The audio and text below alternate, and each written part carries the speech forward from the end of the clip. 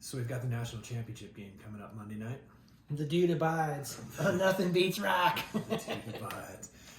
So at Houston, NRG Stadium, Yep. Monday night, University of Washington versus University of Michigan. What do you think? Well, Michigan's 4.5-point favorite, and the ESPN stuff, their betting stuff, says they have a 75% chance to win, and Washington has a 25% chance to win. That sounds fair. Huh. I'm going with Washington. I think Washington as well. There's a bunch of reasons too, because if you go back to last week. Yep. You watched more of the Michigan-Alabama game. They struggled. Like, Alabama's a solid program. They were actually in the lead at the end of the game and just couldn't close it. Right. Michigan made a lot of mistakes. Special teams. Yeah, Michigan had a missed field goal. They had a missed extra point. They fumbled a punt. You know, they looked a little sloppy out there. And the thing that's strong for Michigan is their defensive line. They had 6 sacks against Texas. And so that was, but you look at the final score, overtime 27-20. And then on the other side. Michigan, it was a solid game. They played well. I don't think that, they were gifted anything. They definitely won that game. Yeah. But it wasn't overly impressive. They grounded out, got the win, and they move on to next week. You look at the other game, Washington versus Texas, and Washington was in control of that game for the most part. It kind of felt like the final score was closer than it really was. It was.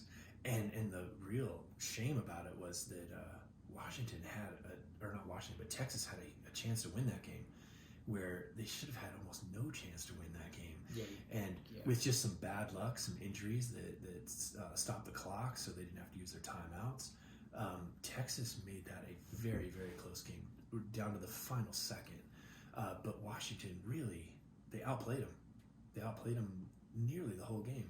They obviously made some mistakes here and there, but they were the better team. Yeah, that one definitely gave me the feeling that if they played again, that Washington would win more easily. That It was like if they had, a couple times they had it down there, and they're running it up the middle over and over again for nothing was sort of like, well, all right. But yeah, it seemed that Washington was the stronger team. Just like, when they played Oregon in the regular season.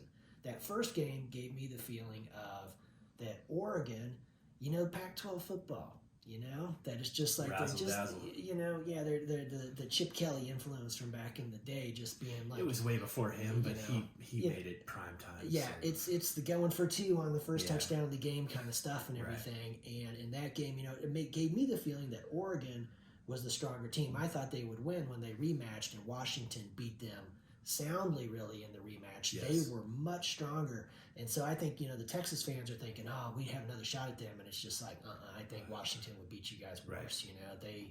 I think they would clean it up. And by halftime, that game should have been 28-14 because Washington made mistakes. Yeah.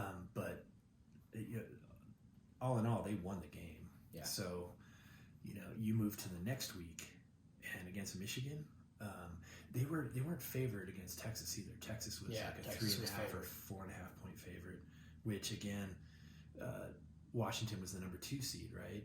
Texas was 3, and they were still not favored.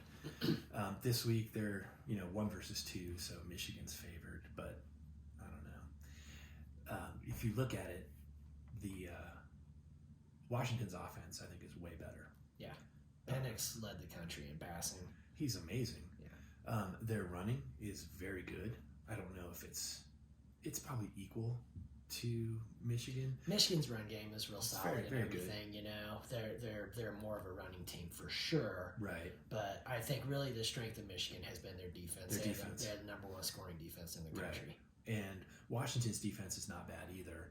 I think they're very close. Every category you go down the list, except for special teams, I think Washington's better. I think Washington has the edge in the special teams. Their kicker is money. And the coaching wise, I'm going to give the edge to Harbaugh. He's coached in the Super Bowl. He's coached at the NFL level. Right. And just as far as putting your team in the best spot to win. Mm-hmm. When do you go for it on 4th and 2, and right. when do you not go for it there? When do you go for a 2-point conversion? When do you not? When do you decide to settle for that field goal and stuff? And I feel like that he's more of an NFL guy, and plain and simple, to all those college guys out there, there's a reason why those guys are in the NFL versus what you're seeing in the college with the college coaches. It's swung to being too aggressive, and they're costing their teams some points. I think so. I would give the edge to Harbaugh in that regard, but I still do not think that it's going to be enough for Michigan to actually win this game. I don't think so either, because I think Harbaugh, he's a better coach, X's and O's, but I think that DeBoer is a better coach as far as building that culture. That guy, did you know he came from like South Dakota? Yeah. And he has kicked butt everywhere. He's 104 wins and 11 losses in his coaching career. Yeah. Like, that's not an accident. So what he does is he builds this culture where everyone buys in. It doesn't matter if you're the fourth string, whatever, everybody's there. The team never gets too high. They never get too low. When things go bad, there's no finger pointing. There's no throwing helmets. They just look at it like, oh, we got off track. We'll fix this. Yeah, exactly. And we just got to overcome it. Yeah, they stay on track. They never, ever lose it.